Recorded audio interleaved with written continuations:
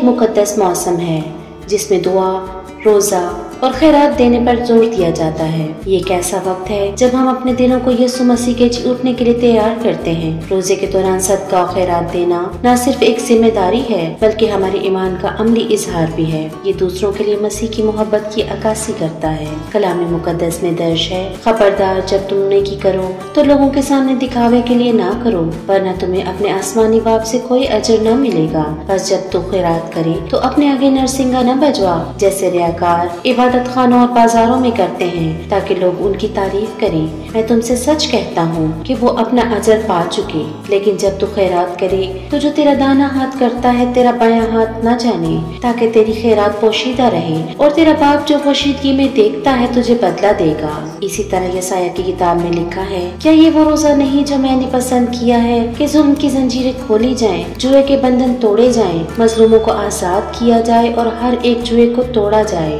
ये नहीं कि तू अपनी रोटी भूखे के साथ तकसीम करे और गरीबों को जो बेघर हैं अपने घर ले आए। जब तो किसी को नंगा दिखे तो उसे कपड़े पहनाए और अपने भाई से मुंह न मोड़े।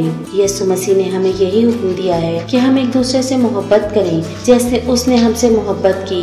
सच्ची मोहब्बत सिर्फ इल्फाज तक महदूद नहीं होती बल्कि अमल में जाहिर होती है। सदका देना मोहब्बत को अमली जामा पहनाने का एक जरिया है। खुदावंद यीशु मसीह फरमाते हैं कि जब हम भूखे को खाना खिलाते हैं, नंगे को कपड़े पहनाते हैं और बीमारों की देखभाल करते हैं तो हम ये सब कुछ खुदा के लिए करते हैं। इसका मतलब ये है कि हर नेकी का अमल खुदावंद से मोहब्बत का एक मुजाहिरा है। सदका इबादत की एक शक्ल है।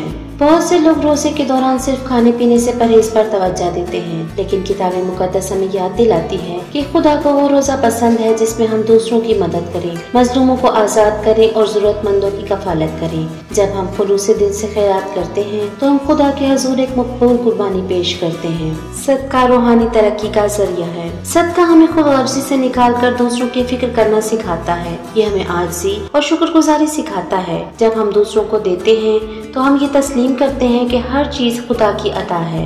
कलाम मुकद्दस में यीशु मसीह फरमाते हैं, अपनी मलकियत बेचकर खैरात दो, अपने लिए ऐसे बटवे बनाओ जो पुराने न हो, यानी ऐसा खजाना जो आसमान पर हो और कभी खत्म न हो। ये हमें याद दिलाता है कि सदका आखिरत में हमारे लिए खजाना जमा करने का एक जरिया है। सदका खालिस नियत से होना चाहिए। यीशु मसीह ने हमें मत्ती की किताब में ये सिखाया और खबरदार किया है कि जब हम खैरात दें तो लोगों को दिखाने के लिए ना दें बल्कि सिर्फ खुदा की रजा के लिए दें। सबसे बेहतरीन खैरात वो है जो खामोशी और खुफिया तौर पर दी जाए बगैर किसी सिले या तारीफ की तवक्को के।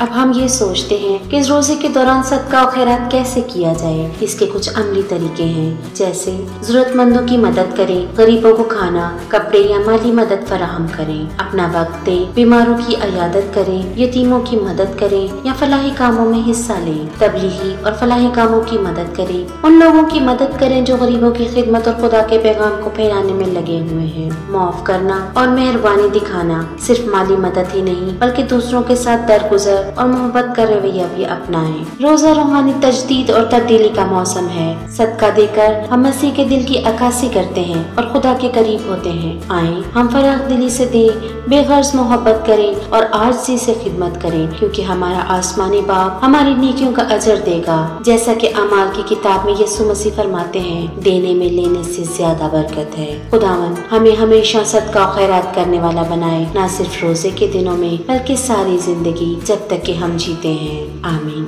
कलाम मुकद्दस की रोशनी में रोजे के दौरान दुआ की अहमियत। रोजों के अय्याम मसीही जिंदगी में एक खास वक्त होता है जो हमें तौबा, दुआ और खुदा के करीब होने का मौका फराहम करता है। कलाम मुकद्दस हमें सिखाती है कि दुआ न सिर्फ एक रस्म है बल्कि ये खुदा से बराह रास्त ताल्लुक का जरिया है। दुआ के जरिए खुदा के करीब होना। यीशु मसीह ने हमें दुआ की अहमियत सिखाई। जब तू दुआ करे तो अपनी कोठरी में जा और दरवाजा बंद करके अपने बाप से जो पोशीदगी में है दुआ कर, और तेरा बाप जो पोशीदगी में देखता है तुझे बदला देगा।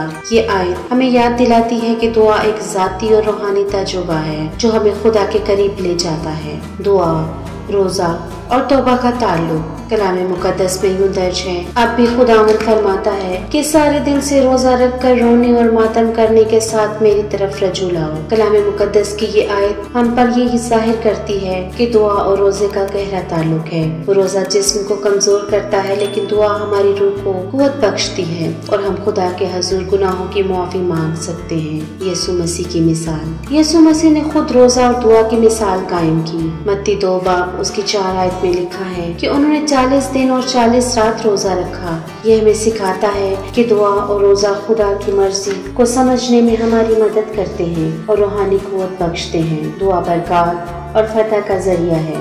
कलाम मुकद्दस में लिखा है, किसी बात की फिक्र न करो, बल्कि हर बात में दुआ और मिन्नत के जरिए शुक्रगुजारी के साथ अपनी दरख्वास्तें खुदावंद के हजूर पेश करो। तब खुदावंद का इत्मीनान जो समझ से बाहर है तुम्हारे दिलों और ख्यालात को मसीह यीशु में महफूज रखेगा। ये आयत हमें सिखाती है कि दुआ हमें फिक्रों से आजाद करके खुदा की बरकत और इत्मीनान अता करती है।